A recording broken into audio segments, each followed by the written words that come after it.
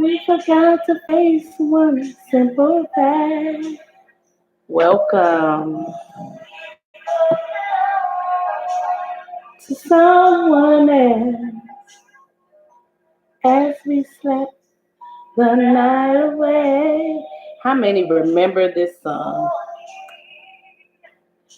Sunlight shines across your sleeping face. A lot of people live this song, right? I want to welcome you. Go in there with Granny. Look at my purse and get a banana. Sorry for that interruption. I want to welcome you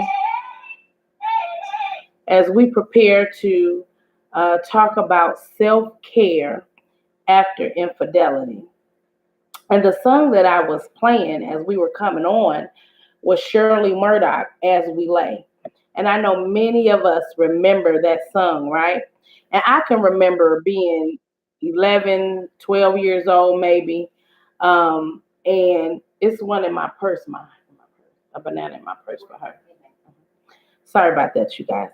I can remember being 11, 12 years old and singing that song as I was washing the dishes, not understanding what her words were, not understanding what she was saying and the message she was conveying, but just knowing that I liked the song and she really could sing, and it seemed like she was in love. It seemed like she was in love. And little did I understand is that she was singing about infidelity. She was singing about being with somebody who did not belong to her, who was not her husband. And so I welcome you tonight on this May the 1st, the beginning of May, the beginning of new opportunities, to our self-care after infidelity.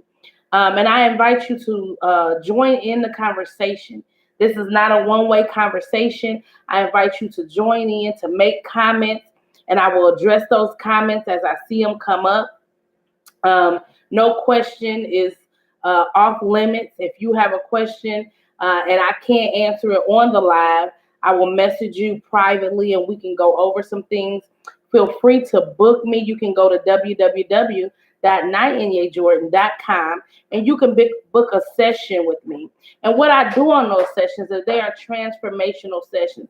They are sessions where we can get together and we can discuss what your next step is in your relationship, whether you're married, whether you're single, or maybe this isn't a relationship that has anything to do with intimacy. Maybe this has something to do with your work relationship. You are stuck in a spot.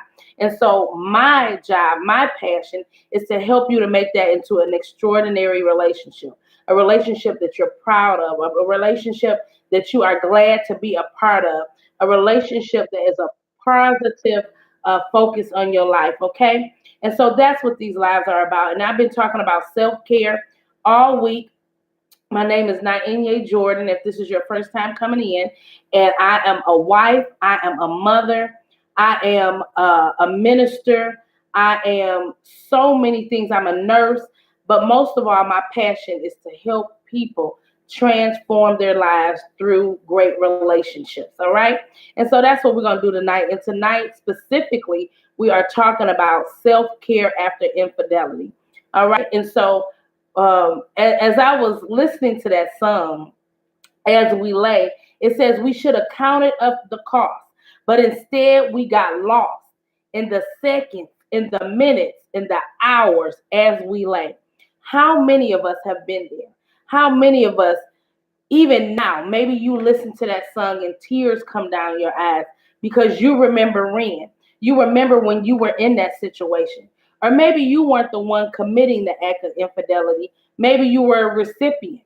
Maybe you were the wife or the husband who was at home and, sitting there waiting, thinking, hoping, wishing your spouse would come home and didn't recognize what they were doing and who they were doing it with. And you were there filling the pillow up with tears while they were out having a good time, right? And so once you found out what was going on, you thought, this is it. We can't get past this. Here you have given your all to somebody else. How dare you come back to me and ask, if we can have something? Because I know when I got married, that was the one thing that I said, if this ever happens, if anything close to this ever happens, I'm through. And so we have to be very careful because what the enemy does is the word of God says that he comes to kill, steal, and destroy. So those very things that we say are no way in the world we would deal with those things. Those are the very things that I believe that he tries to bring upon us. And I am here to tell you tonight, I am here to share with you tonight that healing is your portion, that you can have self-care even after infidelity, after you feel like everything has been lost and there the trust has been gone, that you can regain the trust, you can regain the love, you can regain the respect if you simply follow a few just a few guidelines. You can regain everything back. Now, let me give you this disclaimer. It takes two. That's the very first thing is it takes two. You cannot repair any relationship. Let me say that again. You cannot repair any relationship by yourself. It takes two people to be in a relationship. You know, it's a partnership is what it is. And so if the other person is not willing to be a participant, then there can be no repair of that relationship. On the other hand, you can experience self-care with or without that person. And all self-care is like we described on Monday when we had our first live talk about self-care, what it is and what does it even mean? Is it necessary? We found out that self-care is simply us protecting what is unique about us, protecting our personality, protecting our God-given talents and our purpose that he has implanted in us when we were conceived, even in our mother's womb. And so as we recognize that we have purpose, we say as long as we have a pulse, we have purpose, then we have to protect that. How do we protect that?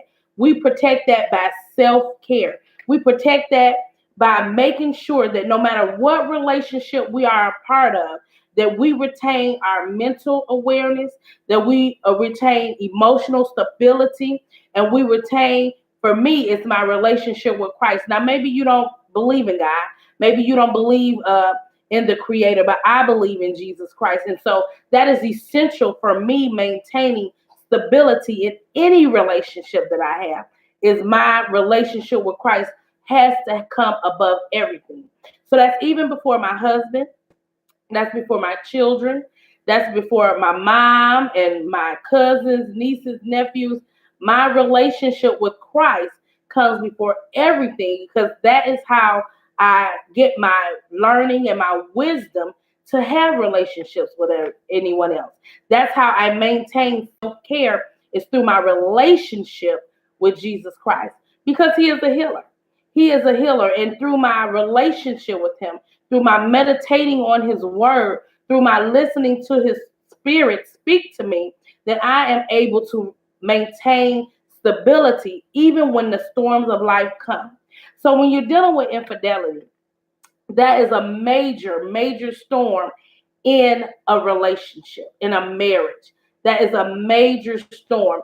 And for many people, just to be honest, it is insurmountable. Many people go into it saying, hey, if this one thing happens, I'm out. No ifs, ands, or buts about it. And I see it all day on social media where people go to Red Table Talk and they go to other social media outlets and forums and they ask the question, well, I was with my baby daddy for 5 years and we got 3 kids and I found out that he been Snapchatting with this other chick, you know, on the other side of town. What should I do? Where do I go? You know, and so the woman is lost. She is lost because now she has given her all in this relationship. And a lot of times, ladies, and men too, these aren't even people who have made a commitment of marriage to you. This just your boo thing. This just your baby daddy.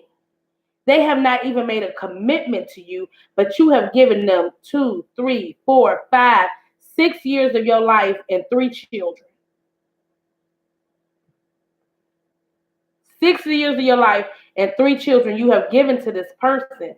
and they have not even made a commitment to you before God and your friends and your family. And now here you are in this situation where they have now committed the greatest sin that you ever thought could be committed in a marriage. They have committed infidelity. So where are you now? Where is your self-care now? Where is your mental stability? What are you going to do? What is your next step? Well, I'm going to tell you. The first step is you have to recognize who you are. You have to lay things out on the table. You have to weigh the pros and cons. You have to see, hey, is this really working for me? Am I in a relationship or am I all by myself? Am I putting in all the work and they're doing nothing? And now here they have dropped this bomb on me. So number one is you have to get your mind together. You have to get your emotions together. Now, I know for me, the first thing would be is to you gotta go in there with grandma. I'm on live. The first thing would be to act up, would be to show out, would be to scream, to holler, to call names, to throw things out the house. I'm sorry, you guys. This is my 3-year-old. You cannot get your tablet and go in there with grandma until I get done, okay? 1, 2. All right. I do apologize for that. So my thing would be to, your first thing is to go with your emotions. And that is understandable. That is truly understandable. But what you have to learn how to do when you have been practicing self-care, you recognize that, no, this is not the time to show your behind. This is not the time to, just go out in a rage. But this is the time to really get your thoughts together. And what you essentially have to do second is see if that person is even interested. Because I put out a post this morning and it said that apology is more than just words. When a person truly apologizes, it's some action behind those words, right? You can tell me sorry all day, but if you continue to do the same thing over and over again, if you continue to put me in a bad situation over and over again, if I have to continue to go to the clinic and I got an STD this week and I got an infection that week, and I see you with this man or this woman on Sunday, and then I go somewhere else and my girlfriend is calling me and she's telling me once again, oh, I saw him out with somebody else, then that is unacceptable. So you have to go in there with grandma. So you have to have some wherewithal for yourself. And you have to see, is this person interested in really maintaining a relationship?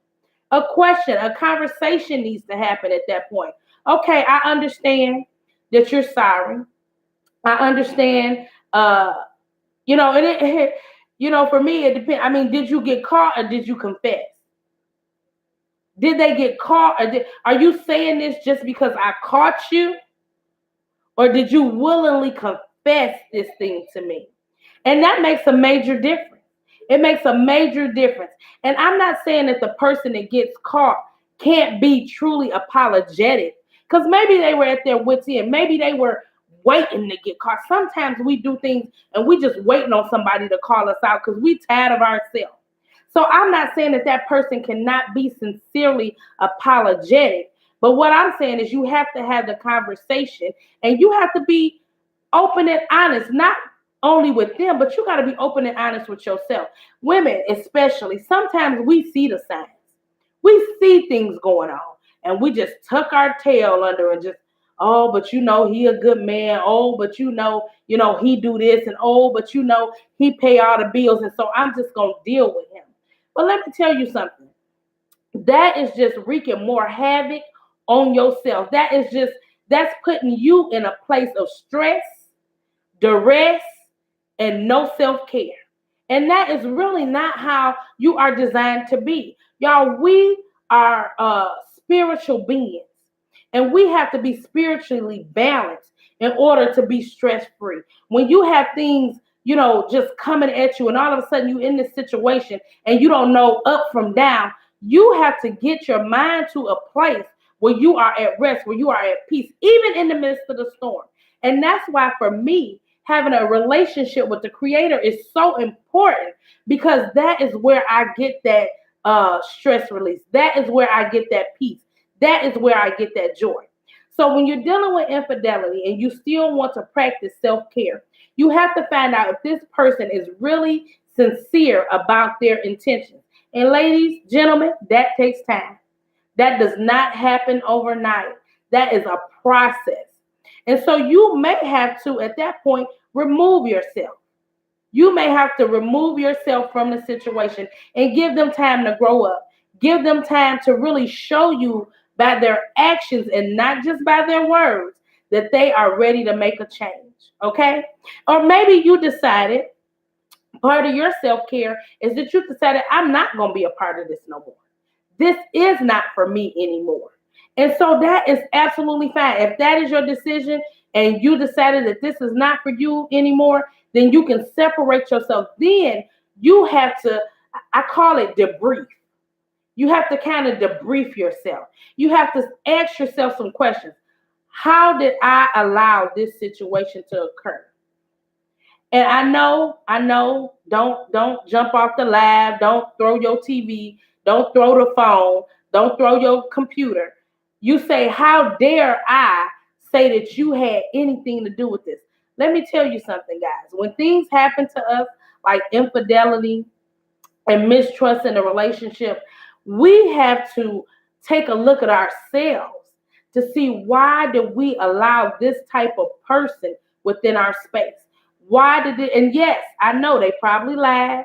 You thought they were somebody else, or, they portrayed another personality. But even in the midst of that, there were signs. There were signs. When you get ill, you don't just wake up one day and you just violently ill. There were small little signs. You woke up, 2 months ago, and it was a little pain right here in your shoulder. You're like, oh, that hurt a little bit, but you just kept on going, right? Then 2 weeks later, it was another pain. It went down from your shoulder to your elbow. But it didn't last too long. So you're like, oh, okay, I'm going to be all right. That wasn't too bad.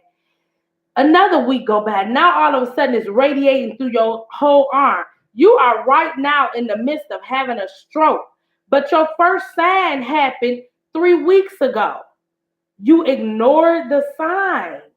You ignored that sign. And so now you're in a full-fledged stroke when you could have gotten help 3 weeks ago. It's the same thing with relationships.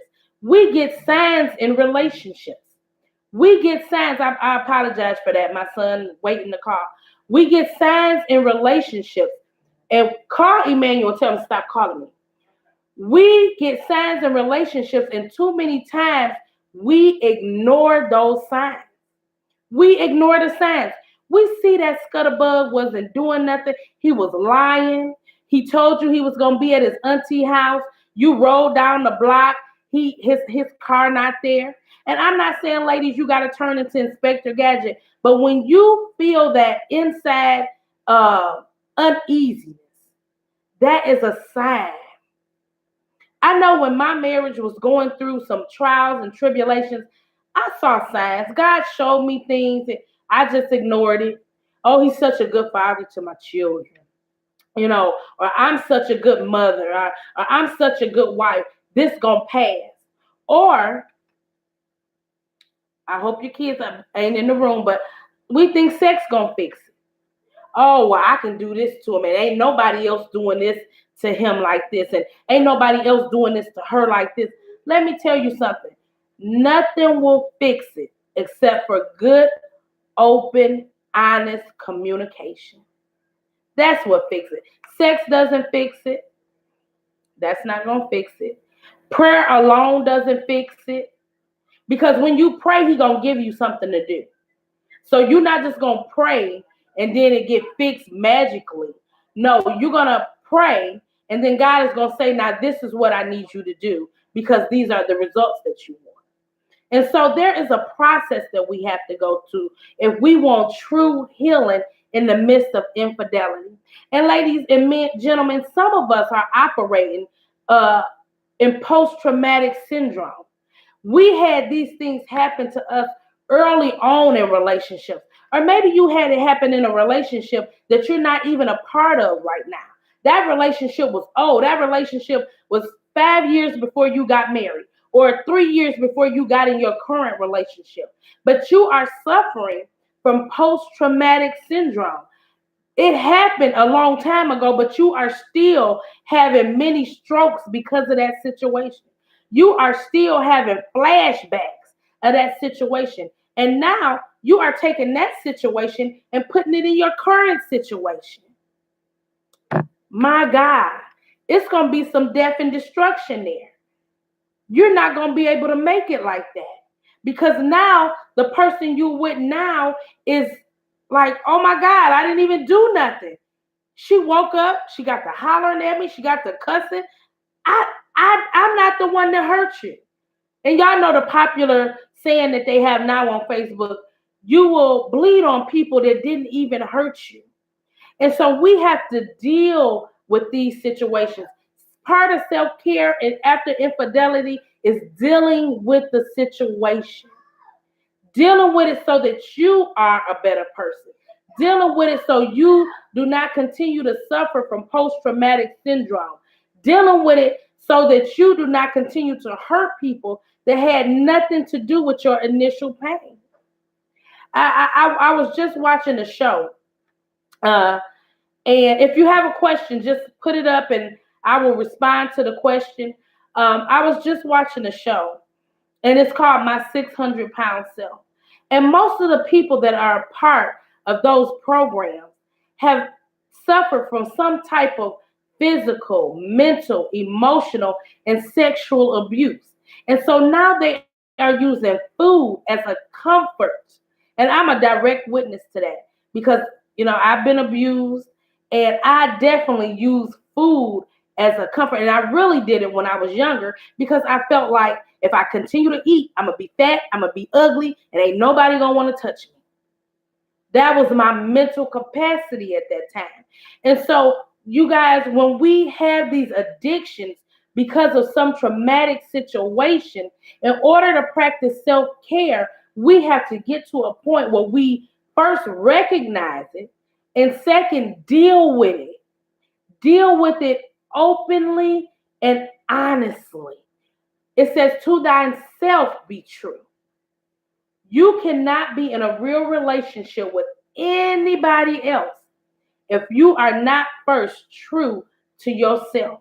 If you are not first honest with yourself. You can't even reconcile with your husband or your wife until you get to a point where you have some type of peace and reconciliation within yourself.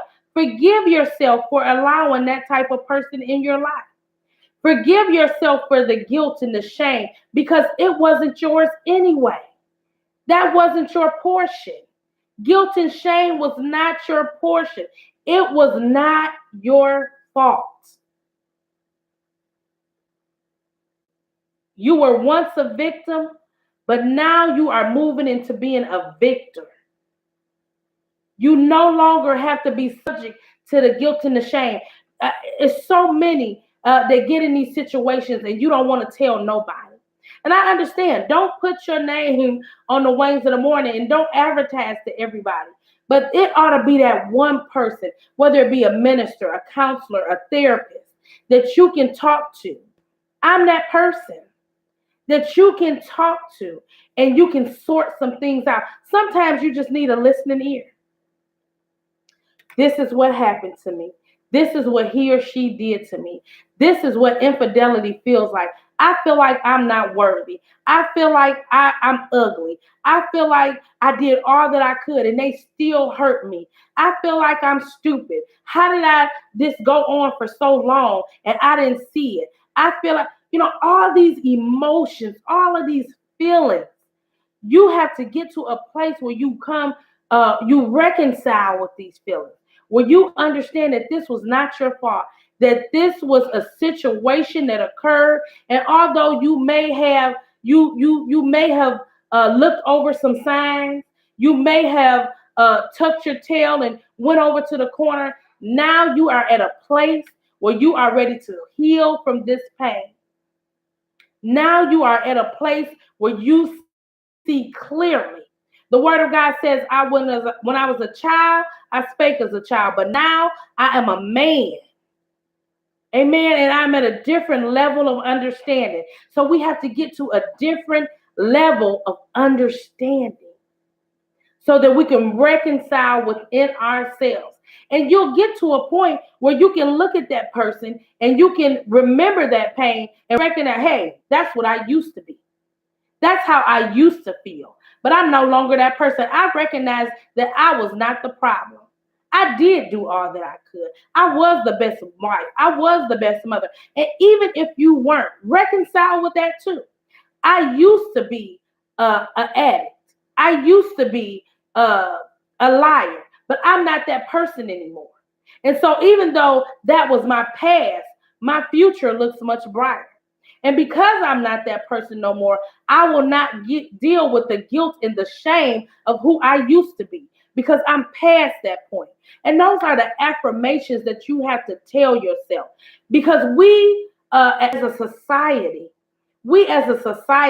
tend to lean on addictions, whether it be food addiction, whether it be sex addiction, whether it be drug addiction, whether you're on alcohol, gambling. We tend to become addicted to things rather than deal with our real emotions, rather than deal with the real situation that's going on in your life. Maybe yours isn't infidelity. Maybe it's a past situation with your mother or with your father or one of your siblings. Maybe you guys had things that weren't ever reconciled. You have to get to a point where you recognize that there has to be a conversation, there has to be communication, and there has to be self-care. And once you come to realize those things, you can move on. You can move on. And I'm not saying that you'll ever forget what happened to you, but you can forgive. That's another important thing. And I see now we're not going to be able to finish all of my points, but that's another thing that's so important with dealing with self-care after infidelity is forgiveness. After you have recognized what's going on, after you have dealt with the guilt and the shame and all the rumors and the feeling bad and the pity party, then you have to forgive. And I know what we say sometimes. Oh, I ain't gonna forgive them for that. I can't believe they did that to me. I was so good. But let me tell you, forgiveness is just is for you. And that's not just a cliche. That is for real. Forgiveness frees you to move on. Forgiveness frees you to get into that next positive relationship. Forgiveness frees you from the past, from the guilt, from the shame, from the dishonor, from the hurt. That is what forgiveness does for you. It's an awesome thing. I never thought that I would be able to forgive those that sexually abuse. I never thought I could do it because we never had a conversation afterwards and they never asked me to forgive them. But because of my relationship with Christ, I was able to forgive them even without them being present. And now I can move on. I can go to that next level in my life.